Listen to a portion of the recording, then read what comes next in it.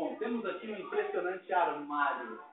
Esse armário é feito de aço carbono, pintadinho de cinza, com uma leve ventilação, para os seus pertences ficar ventilados.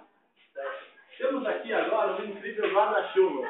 Isso daqui faz um bem que você não tem noção, cara. O guarda-chuva é o seguinte, ele vem numa incrível capinha rosa, entendeu? De zíper. Isso daqui serve como estojo para o seu dia escolar. Isso daqui, um lindo guarda-chuvinha vermelho, com pequenas flores, entendeu? Pessoas passando, mas isso é detalhe, entendeu? Ele abre ao contrário. Por quê? Porque ele guarda a chuva, entendeu? Ele guarda a chuva, certo? Caso você não queira guardar a chuva, você pega, força ele um pouquinho assim, entendeu? Mais assim, isso. Aí você abre de novo, ele também guarda a luz da sala, entendeu? Faz uma sombrinha quando a luz da sala está incomodando, entendeu? Caso contrário, tem uma outra função. Eu não quero ser filmado, o que eu faço? Isso.